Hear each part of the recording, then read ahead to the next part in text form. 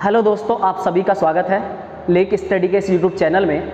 जैसा कि आप सबको पता है कि हम लोग उत्तर प्रदेश पीईटी, उत्तर प्रदेश पुलिस तथा ग्रुप डी के लिए एक आपके जीएस की एक सीरीज चला रहे हैं, जिसके तहत आज हमने टॉपिक लिया है भारतीय संविधान की अनुसूचियाँ। तो अगर मैं संविधान की अनुसूचियों की बात करूँ तो यहाँ दो तरह के सवाल उठते हैं। पहला सवाल ये उठता है कि भारतीय संविधान का जो मूल पाठ था, तो मूल पाठ में कुल मिलाकर के संविधान में कितनी अनुसूचियाँ थी। अब बात ये आती है कि संविधान का मूल पाठ कौन सा है। तो जब 26 नवंबर सन 1949 को भारतीय संविधान को अंगीकृत किया गया, 26 नवंबर 1949 को भारतीय संविधान को अंगीकृत किया गया तथा 26 जनवरी 1950 को भारतीय संविधान को लागू किया गया। संविधान को लागू किया गया।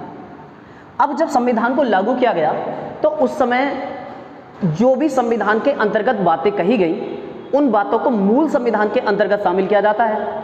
तो जब संविधान को लागू किया गया उस समय संविधान में कुल 8 अनुसूचियां थी।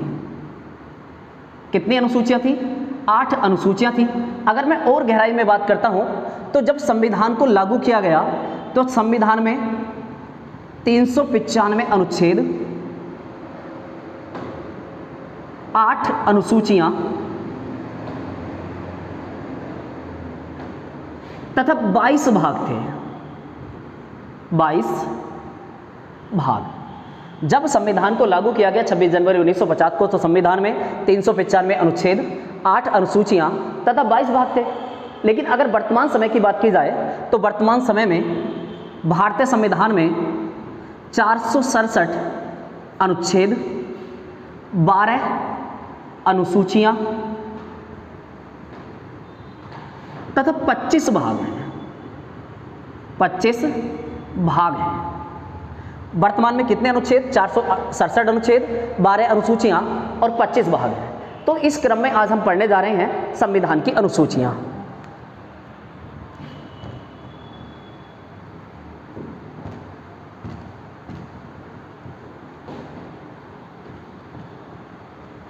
तो एक एक अनुसूची को हम लोग क्रम से पढ़ते हैं। देखिए, अनुसूची 1,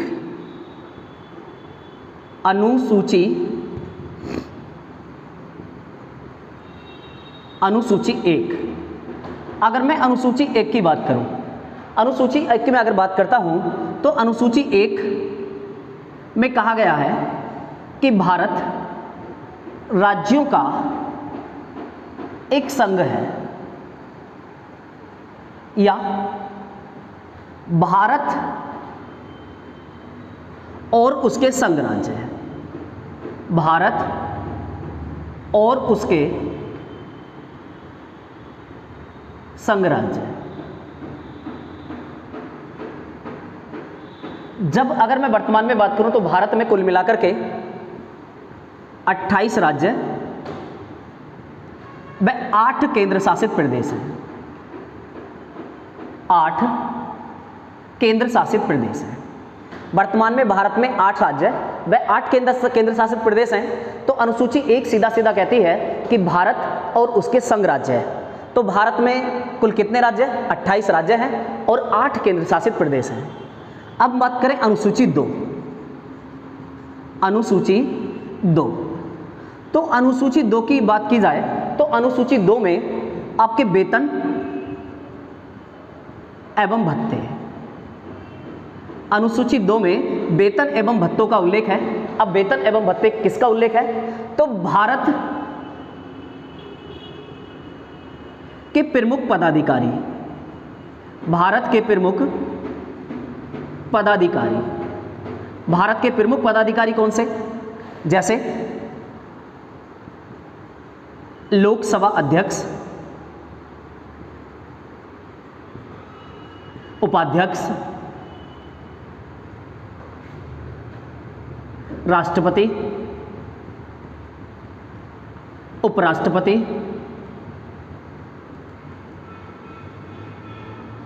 सर्वोच्च न्यायालय के सर्वोच्च न्यायालय के मुख्य न्यायाधीश, मुख्य व अन्य न्यायाधीश, महान्यायवादी,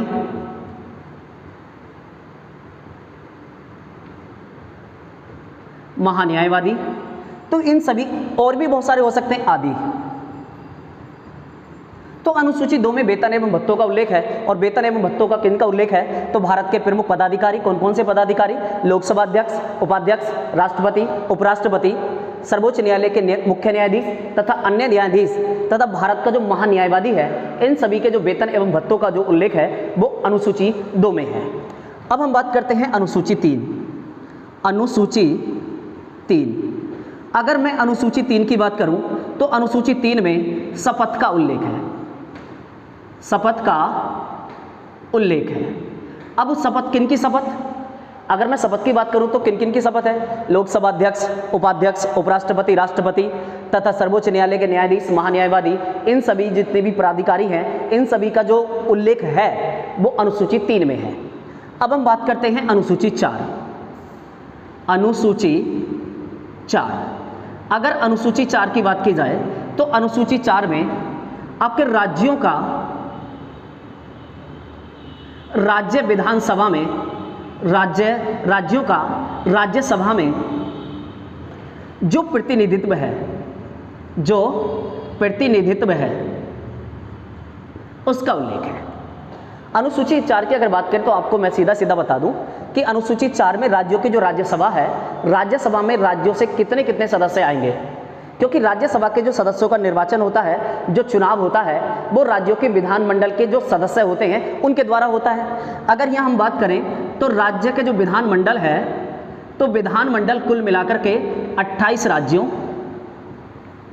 और वर्तमान समय की अगर मैं बात करूं तो 3 केंद्र शासित प्रदेशों में है, 3 केंद्र शासित प्रदेशों में है। और 3 केंद्र शासित प्रदेश कौन से हैं, दिल्ली, पुडुचेरी और जम्मू एंड कश्मीर, जम्मू एंड कश्मीर। तो दोस्तों अगर हम बात करें, मैंने यहाँ बात की है आपके 3 केंद्र शासित प्रदेशों की, तो आपके पहले से जो था वो दिल्ली और पुडुचेरी में राज्यसभा का प्रतिनिधित्व था, लेकिन अभी नए परिसीमन आयोग द्वारा जम्मू कश्मीर में भी राज्य विधानमंडल की स्थापना की गई है, और यहाँ राज्य विधानमंडल की कुल 90 सदस्यों की बात की गई है। कितने सदस्यों की बात की गई है, 90 सदस्यों की बात की गई है। इसलिए जम्मू कश्मीर भी भविष्य में आपके राज्य की जो राज्यसभा के सदस्य हैं इनका प्रतिनिधित्व करेगा, अर्थात यहाँ से भी राज्यसभा के सदस्य चुने जाएंगे। आइए एक बार फिर दोबारा से देखते हैं अनुसूची 1। अगर अनुसूची 1 की मैं बात करता हूँ तो भारत एवं उसके संघ राज्य है, तो वर्तमान में भारत में 28 राज्य और 8 केंद्र शासित प्रदेश हैं। अगर अनुसूची 2 की बात की जाए तो अनुसूची 2 में बात करें हम तो अनुसूची 2 में आपके वेतन एवं भत्तों का उल्लेख है। वेतन एवं भत्तों का उल्लेख ऐसे प्राधिकारी, कौन कौन से प्राधिकारी, जैसे लोकसभा अध्यक्ष, लोकसभा का उपाध्यक्ष, राष्ट्रपति, उपराष्ट्रपति तथा महान्यायवादी, तो इन सभी का जो उल्लेख है, जो आपके वेतन एवं भत्तों का उल्लेख है वो अनुसूची 2 में है। अनुसूची 3 की अगर मैं बात करूं तो अनुसूची 3 में आपके शपथ का उल्लेख है, और किन किन की शपथ का उल्लेख है इसका वर्णन मैंने अभी करा। आपके जिनके वेतन एवं भत्तों का उल्लेख अनुसूची 2 में है उनकी शपथ का उल्लेख अनुसूची 3 में है। अनुसूची 4 को याद करने का सबसे आसान तरीका है, आसान तरीका क्या है कि जहाँ 4 यार मिलकर बैठते हैं वहाँ सभा बनाते हैं, जहाँ 4 यार मिलकर बैठते हैं वहाँ सभा बनाते हैं, और सभा कौन सी बनाएंगे, राज्यसभा, राज्यसभा बनाएंगे। और राज्यसभा में क्या है, अनुसूची 4 में सीधा सीधा कहा गया है कि राज्यों का जो प्रतिनिधित्व होगा वो राज्यसभा में किस आधार पर होगा, कितना कितना प्रतिनिधित्व होगा, ये इसका जो उल्लेख किया गया है वो अनुसूची 4 में किया गया है। आइए आगे बढ़ते हैं।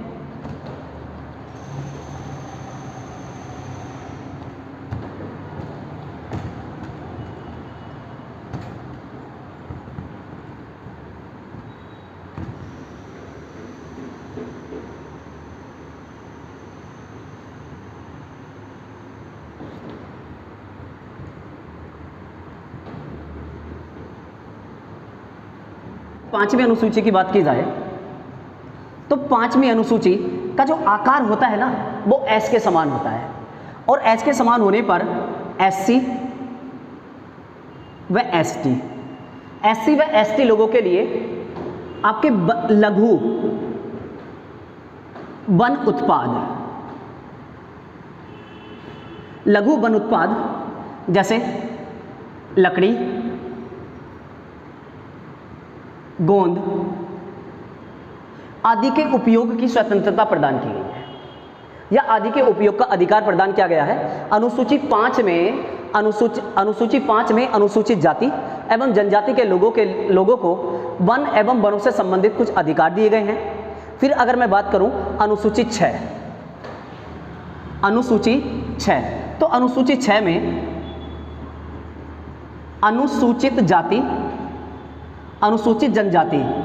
अनुसूचित जनजाति के प्रशासन का उल्लेख है, अनुसूचित जाति के प्रशासन का उल्लेख है।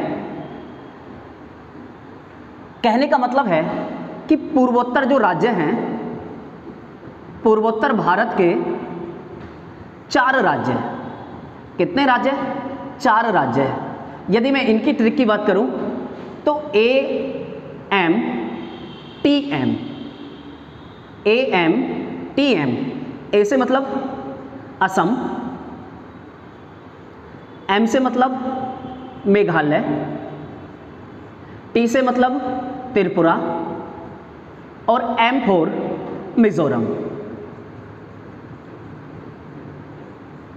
भाई भारत के 4 राज्य ऐसे हैं जहां पंचायती राज व्यवस्था के स्थान पर जनजातीय परिषद होती है।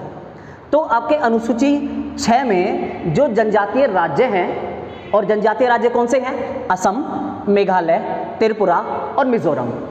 यहाँ आपके जनजातीय परिषद के प्रशासन का उल्लेख किया गया है, और जो जनजातीय परिषद होती हैं उनकी जो व्यवस्था की जाएगी वो किस आधार पर की जाएगी, इनके कानून किस आधार पर होंगे, इनका उल्लेख अनुसूची 6 में है। अब मैं बात करता हूँ अनुसूची 7। अगर मैं अनुसूची 7 की बात करूँ तो अनुसूची 7 में 3 सूचियों का उल्लेख है, 3 सूचियों का उल्लेख है। अनुसूची 3 में अनुसूची 7 में 3 सूचियों का उल्लेख है। अगर 3 सूचियों की बात करें, कौन कौन सी 3 सूचियां आती हैं? संघ सूची, राज्य सूची और समवर्ती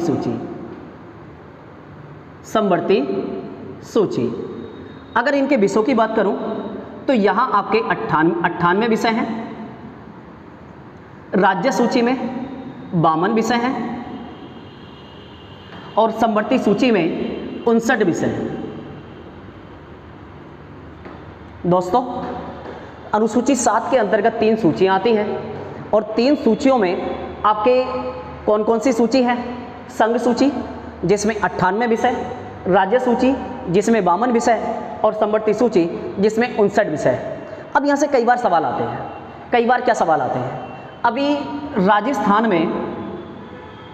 राजस्थान में रीट का पेपर हुआ।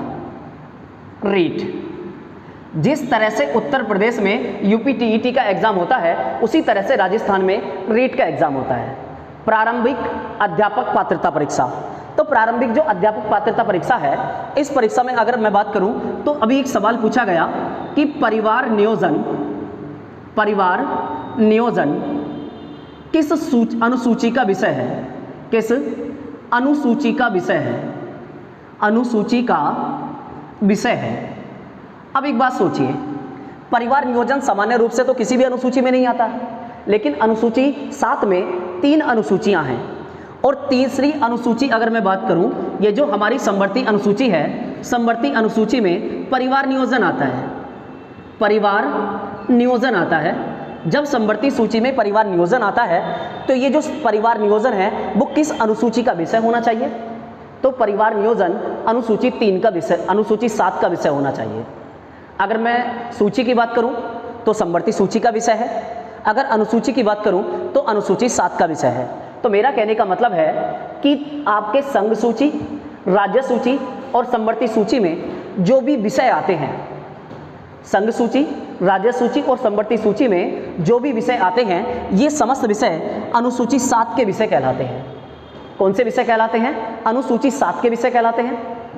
अब अगर मैं संघ सूची की बात करूं तो संघ सूची के अंतर्गत जैसे आपके डाक, तार, रेलवे, बैंकिंग, डाक, तार, रेलवे, बैंकिंग, इसके साथ साथ रक्षा, तो ये समस्त विषय जो आते हैं ये आपके संघ सूची में आते हैं। कुल मिलाकर के 98 विषय हैं, बहुत लंबी लिस्ट है।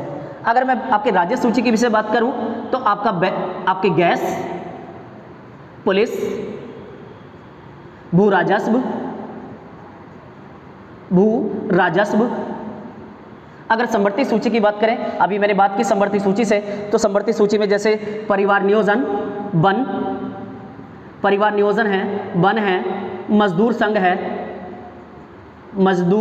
संघ, कारखाने, ये सभी विषय आपके समवर्ती सूची में आते हैं। तो कुल मिलाकर के अगर हम बात करें, अनुसूची 7 आती है। अनुसूची 7 में इसे याद करने की एक ट्रिक भी होती है, क्या कि जब 7 फेरे फिरते हैं तो लंबी लंबी लिस्टें बनती हैं। जब 7 फेरे फिरते हैं तो लंबी लंबी लिस्टें बनती हैं, और जब लंबी लंबी लिस्टें बनती हैं तो उसमें 3 लिस्ट बन गई। कौन कौन सी लिस्ट बनी? संघ सूची की विषय बना, राज्य सूची की लिस्ट बनी और समवर्ती सूची की लिस्ट बनी।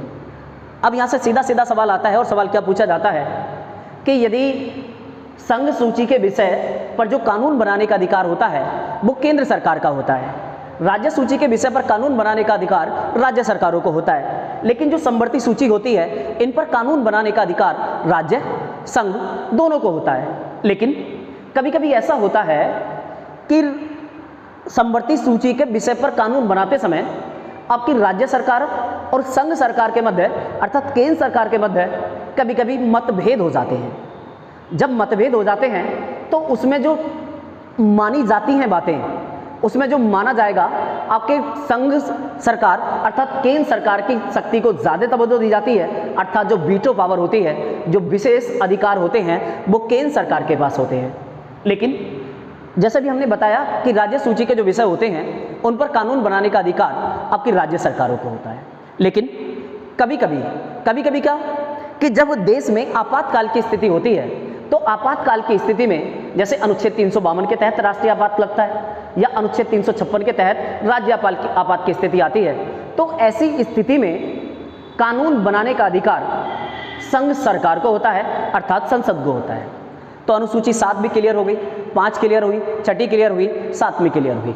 आइए बात करते हैं अनुसूची 8 की।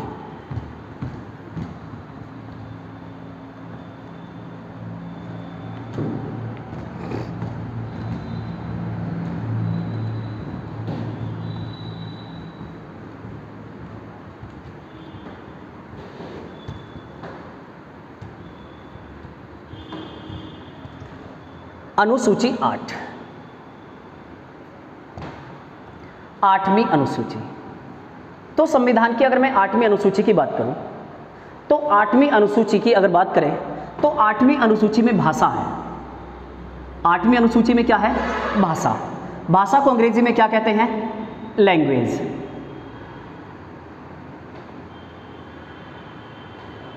अब अगर हम बात करें तो लैंग्वेज में शब्द देखिए कितने हैं। लैंग्वेज में शब्द हैं हमारे 8। कितने शब्द हैं? 8। ये याद करने का मैं आपको तरीका बता रहा हूँ। लैंग्वेज का मीन्स होता है भाषा, और लैंग्वेज में जो अल्फ़ाबेट होते हैं वो होते हैं 8, और अनुसूची कौन सी है? 8। 8वीं अनुसूची में लैंग्वेज है, और कुल मिलाकर अल्फ़ाबेट कितने? 8। तो याद करने का तरीका, तो आपकी लैंग्वेज अर्थात भाषा का जो उल्लेख है वो अनुसूची 8 में है। अनुसूची 8 की अगर बात करूँ तो जो मूल 8वीं अनुसूची है, मूल जो 8वीं अनुसूची थी, इसमें कुल आपके 14 भाषाओं का उल्लेख था। कुल कितनी भाषाओं का उल्लेख था? 14 भाषाओं का उल्लेख था। लेकिन अगर मैं वर्तमान में बात करूं तो वर्तमान में कुल 22 भाषाएं हैं। कुल कितनी भाषाएं हैं? 22 भाषाएं हैं।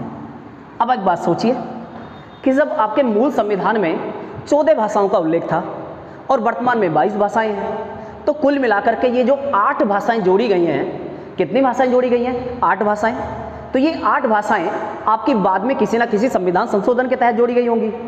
तो देखिए भाई, कुल मिलाकर के कितनी, वर्तमान में 22 भाषाएं हैं, मूल संविधान में कितनी थी, 14 भाषाएं थी, तो कुल कितनी भाषाएं बाद में जोड़ी गई, तो 8 भाषाएं बाद में जोड़ी गई। और इन 8 भाषाओं को जोड़ने के लिए आपके संविधान में संशोधन किए गए। तो कौन से संविधान में संशोधन है? पहला संविधान संशोधन है 21वां संविधान संशोधन, और 21वां संविधान संशोधन 1967 में किया गया। कब किया गया? 1967 में किया गया। और इस 21वें संविधान संशोधन के तहत आपके एक भाषा को जोड़ा गया, एक भाषा को जोड़ा गया, और वो भाषा थी सिंधी। तो एक भाषा को जोड़ा गया, और भाषा कौन सी थी? सिंधी। तो आपके पहले संविधान संशोधन के तहत एक भाषा को जोड़ा गया, और वो कौन सी भाषा को जोड़ा गया? सिंधी भाषा को जोड़ा गया। फिर दूसरा 71वां संविधान संशोधन किया गया, और ये 71वां संविधान संशोधन 1992 में किया गया। कब किया गया? 1992 में किया गया। और यहाँ 3 भाषाओं को जोड़ा गया। कितनी भाषाओं को जोड़ा गया? 3 भाषाओं को जोड़ा गया। कौन कौन सी भाषाएं हैं? कोंकणी, मणिपुरी, और तीसरी भाषा आती है नेपाली। तो 71वें संविधान संशोधन 1992 में किया गया, और आपकी 3 भाषाओं को जोड़ा गया। और 3 कौन कौन सी भाषाएं जोड़ी गई? कोंकणी, मणिपुरी और नेपाली। फिर अगर हम बात करें तो आपका संविधान संशोधन किया गया 92वां। तो 92वां संविधान संशोधन हमने कब करा? 2003 में। और 92 में संविधान संशोधन के तहत 4 भाषाओं को जोड़ा गया। कितनी भाषाओं को जोड़ा गया? 4 भाषाओं को जोड़ा गया। और वो 4 भाषाएं कौन कौन सी थी? डोगरी, मैथिली,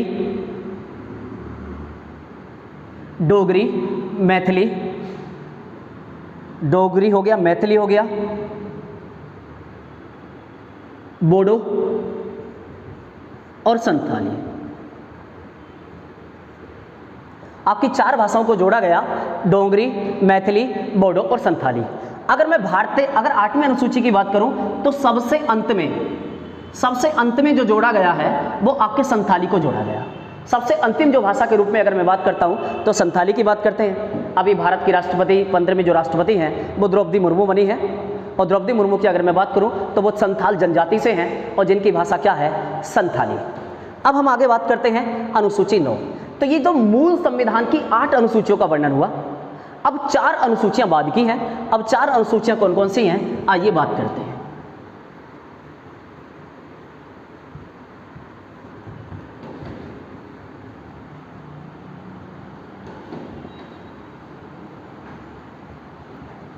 अगर मैं इन 4 अनुसूचियों की बात करूं तो अनुसूची 9, अगर मैं अनुसूची 9 की बात करूं तो अनुसूची 9 को 1951 में प्रथम संविधान संशोधन के तहत जोड़ा गया। प्रथम संविधान संशोधन के तहत जोड़ा गया। और इसका संबंध किससे है? भूमि सुधार से। भूमि सुधार से। अब बात करते हैं 10वीं की। तो 10वीं की अगर बात करें तो इसे 1985 में 52वें संविधान संशोधन के तहत 52वां संविधान संशोधन किया। और 52वां संविधान संशोधन के तहत दल बदल कानून को प्रभावी किया गया। कानून को प्रभावी किया गया। अब दल बदल का मतलब क्या है कि यदि कोई व्यक्ति, सपोज करो कि यदि कोई व्यक्ति किसी दल से ए दल से चुनाव लड़ता है, यदि कोई व्यक्ति ए दल से चुनाव लड़ता है और वो चुनाव लड़ने के 15 दिन बाद ही, कितने दिन बाद? 15 दिन बाद, या इससे और भी ज़्यादा हो सकते हैं, आपके इतने समय के बाद ही वो किसी दूसरे दल में चला जाता है, किसी दल बी में चला जाता है, तो दल ए के सदस्य की सदस्यता निर्वाचन आयोग की सिफारिश पर आपके सदन के सदस्य द्वारा समाप्त कर दी जाएगी। तो आपके 10वीं जो अनुसूची को जोड़ा गया 1985 में जोड़ा गया 52वां संविधान संशोधन के तहत, और जो प्रावधान किया गया वो दल बदल कानून का प्रावधान किया गया। अब हम बात करते हैं अनुसूची 11। और अनुसूची 11 की बात करें तो यहाँ से बार बार आपके एग्जाम में सवाल बनते हैं। अब एग्जाम में सवाल क्या बनते हैं? सबसे मुख्य जो पॉइंट है वो यही है, बार बार आपके एग्जाम में पूछा जाता है कि पंचायती राज व्यवस्था को भारतीय संविधान में किस अनुसूची के तहत आपके शामिल किया गया? तो अनुसूची 11 को 1992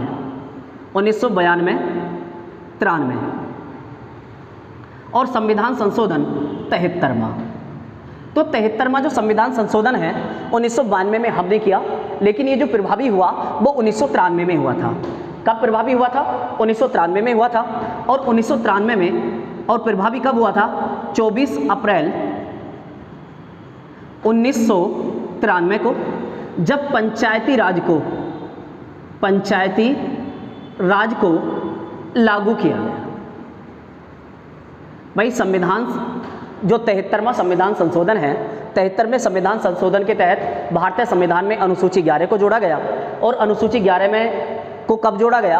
आपके 24 अप्रैल 1993 को संविधान में इसे शामिल किया गया, वैधानिक मान्यता दी गई। इसलिए 24 अप्रैल को पंचायती राज दिवस के रूप में मनाया जाता है। पंचायती राज दिवस के रूप में मनाया जाता है। पंचायती राज दिवस के रूप में मनाया जाता है। और पंचायतों को कुल जो विषय दिए गए हैं, अगर इनके विषयों की बात करूं या कार्यों की बात करूं तो कुल मिलाकर के इन्हें 29 विषय प्रदान किए गए। कुल कितने विषय प्रदान किए गए हैं? इन्हें कुल 29 विषय प्रदान किए गए हैं। सीधा सीधा एग्जाम में सवाल आता है कि अनुसूची 11 में कुल कितने विषयों का उल्लेख है। अभी एग्जाम हुआ जूनियर सुपर टेट, और जूनियर सुपर टेट में सीधा सीधा एसएसटी वाले पोर्शन में पूछा गया कि अनुसूची 11 में कुल कितने विषयों का उल्लेख है। तो अनुसूची 11 में कुल 29 विषयों का उल्लेख है। कुल कितने विषयों का उल्लेख है? 29 विषयों का उल्लेख है। अर्थात अनुसूची 11 के अनुसार पंचायती राज से मतलब क्या है कि जैसे ग्राम प्रधान होता है या ग्राम प्रधान को ग्राम अध्यक्ष भी कहा जाता है, तो कुल मिलाकर के ये 29 विषयों पर काम कर सकते हैं, जैसे शिक्षा, चिकित्सा, स्वास्थ्य, बिजली, सफाई। तो ये कुल मिलाकर के आपके 29 विषय हैं जिन पर ये काम कर सकते हैं। अब हमारी लास्ट और अंतिम अनुसूची है अनुसूची 12। अगर मैं 12वीं अनुसूची की बात करता हूँ तो 12वीं अनुसूची को 1993 में 74वें संविधान संशोधन के तहत शामिल किया गया था। संविधान संशोधन के तहत शामिल किया गया, और इसमें आपका उल्लेख है नगर पंचायत का उल्लेख है। अनुसूची 12 को आपके 74वें संविधान संशोधन 1973 में जोड़ा गया, और इसमें कुल मिलाकर के आपके नगर पंचायत का उल्लेख है, और इसमें कुल आपके 18 विषय दिए। इसमें कुल 18 विषयों का उल्लेख है। अनुसूची 12 में कुल 18 विषयों का उल्लेख है। तो इस तरह से अगर हम बात करें तो कुल मिलाकर के आपकी 12 अनुसूची होती हैं, और इन 12 अनुसूचियों का हमने भी बात की। अनुसूची 1 से बात की, अगर मैं फिर कह रहा हूँ, हम फिर दोहराते हैं एक बार। अनुसूची 1 में संघ और उसके राज्य। अनुसूची 2 वेतन एवं भत्ते। अनुसूची 3 शपथ। अनुसूची 4 राज्यसभा में राज्य विधानमंडल का प्रतिनिधित्व। अनुसूची 5 वन व वन उत्पादों पर आपके अनुसूचित जनजाति का अधिकार। अनुसूची 6 आपके अनुसूचित जनजाति क्षेत्रों में आपके जनजातीय परिषद का उल्लेख है, और कुल मिलाकर के 4 राज्य हैं जो जनजातीय परिषद के उल्लेख की बात करते हैं। असम, मेघालय, त्रिपुरा और मिजोरम। यहाँ 4 राज्यों में जनजातीय परिषद पाई जाती है। अनुसूची अगर मैं 7 की बात करूँ तो अनुसूची 7 में आपके 3 सूचियों का उल्लेख है, संघ, राज्य और संवर्ती। अनुसूची 8 की बात करूँ तो अनुसूची 8 में आपके भाषा का उल्लेख है, और अनुसूची 8 में कुल मिलाकर के 22 भाषाएं वर्तमान में हैं, लेकिन मूल संविधान में आपकी 14 भाषाओं का उल्लेख था। अनुसूची 9 की बात करूं तो अनुसूची 9 को बाद में जोड़ा गया, और आपके 1951 में प्रथम संविधान संशोधन के तहत अनुसूची 9 को जोड़ा गया, और इसकी विशेषता है भूमि सुधार।